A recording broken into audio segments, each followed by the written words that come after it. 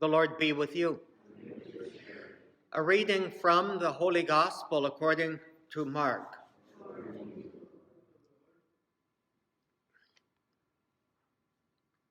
Jesus and his disciples came to the other side of the sea, to the territory of the Gerasenes. When he got out of the boat, at once a man from the tombs who had an unclean spirit met him. The man had been dwelling among the tombs, and no one could restrain him any longer, even with a chain.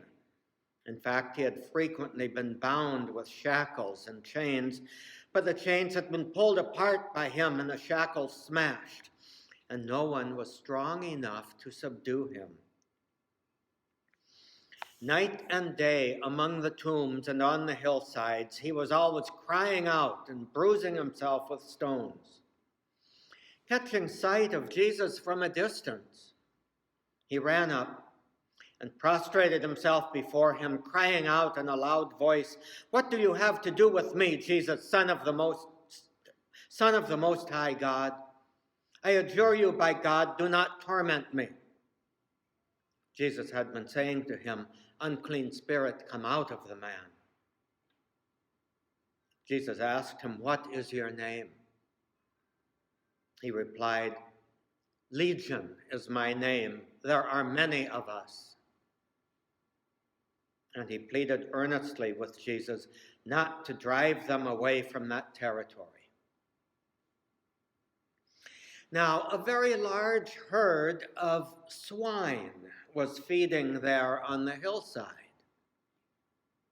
And they pleaded with Jesus, "Send us into the swine, let us enter them." And he let them, and the unclean spirits came out and entered the swine. The herd of about 2,000 rushed down a steep bank into the sea, where they were drowned. The swineherds ran away and reported the incident in the town and throughout the countryside, and the people came out to see what happened. And as they approached Jesus, they caught sight of the man who had been possessed by Legion, sitting there clothed and in his right mind. And they were seized with fear.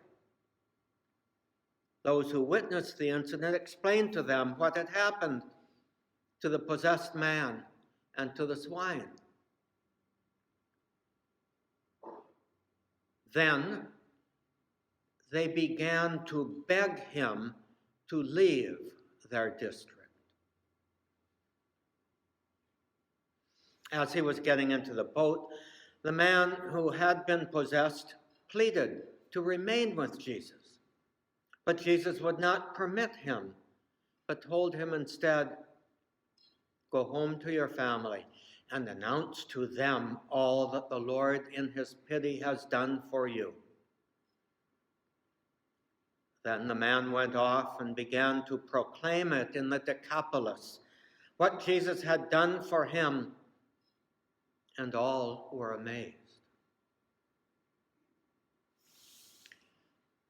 The Gospel of the Lord.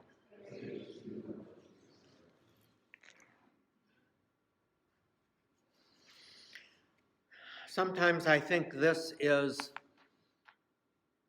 one of the saddest events in all the Gospels. And its deep sadness tends to pass us by because we just tend to read this, I think, as another one of the miracles that Jesus did. How Jesus cast out demons, he healed the sick, he cured leprosy, he even raised people from the dead. Oh, that's wonderful. We praise you, Jesus, and we thank you. But we fail sometimes to really recognize what the Gospels tell us about the cost of discipleship, the cost of righteousness, the cost of living in accord with God's way and God's law. A little bit of geography helps here. Jesus is on the other side of the Sea of Galilee. What we know from news reports and all of that as the Golan Heights. Jesus is in an area that has 10 cities, Decapolis they called it. And they were mostly pagan, with Jews living in among the pagans. And many of the Jewish people in that area were compromised. They adopted pagan ways. And they believed in God, but they did not believe in God enough to actually be willing to keep and fulfill the law of God. And so, basically, where there was a profit to be made, they entered into it wholeheartedly. And of course, there was a big profit to be made in doing something that actually attacked the heart of the law of God. The sign that God gave to them to show in return their allegiance to the covenant, their relationship with God, was to keep kosher, to keep a kosher kitchen, to eat kosher food. And that meant that one of the main things that they had to avoid was pork.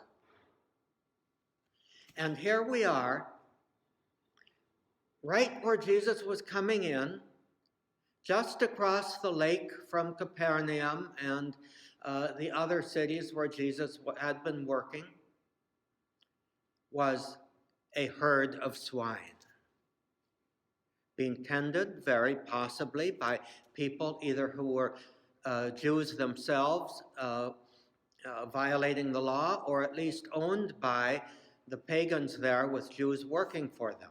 We don't really know that. But what we do know is that there was a man there who was terribly in need of what Jesus had to bring. The power of God to release him from the power of Satan. And we discover that, this power of Satan was manifested in multiple demons infecting the man. And Jesus drives them out and drives them very symbolically into that herd of swine, which were the sign of directly contradicting the law of God. And the herd of swine basically ran down into the sea and drowned. And what's the people's reaction when they come out? They see their brother there healed, rational. Their brother was restored to their community. And what do they do when they turn to Jesus? Get out of here. We don't want you here. We don't want you here. Why? Because you are a threat to our economy. Go away. We'll keep worshiping God at a distance, the way we like to do. We don't want you to get us too close to God. So get out. We prefer things just the way they are. We like the status quo, where money can rule. Okay. Jesus had no choice. The man who was healed, however, had a choice. As Jesus was going into the boat, he comes to Jesus. I want to be your disciple. I want to learn from you. I want to be your follower. I want to know the power of God that healed me, that I may be able to heal others. And Jesus sent him back to his hometown, to his family, to his people, which would undoubtedly be the last thing this man would want. I mean, if his townspeople had rejected Jesus, and then Jesus tells him, go and tell everybody the wonderful things God has done for you. Do you think that message is going to be well received? I doubt it. He knew that. But yet Jesus sent him on a difficult mission that would be impossible except for the grace of God. And it kind of looks from that last sentence that his mission may have been somewhat successful because he did faithfully proclaim what God had done for him through Jesus. And everybody was amazed. So it looks like he did have an influence by going right back into the place that was the source of his problem. Jesus does that to us sometimes. When we perceive ourselves as being favored by God, by some healing, by some favor, whatever it may be, he turns us around into where we perhaps came from, where it might be dangerous to share and to show that God truly is powerful. So we may ask ourselves today, where in your life and in my life is God asking me to turn around and face the cause of some of our difficulties and maybe there find the grace of God, asking us to be faithful, asking us to speak in word or in deed of the wonderful things that God does.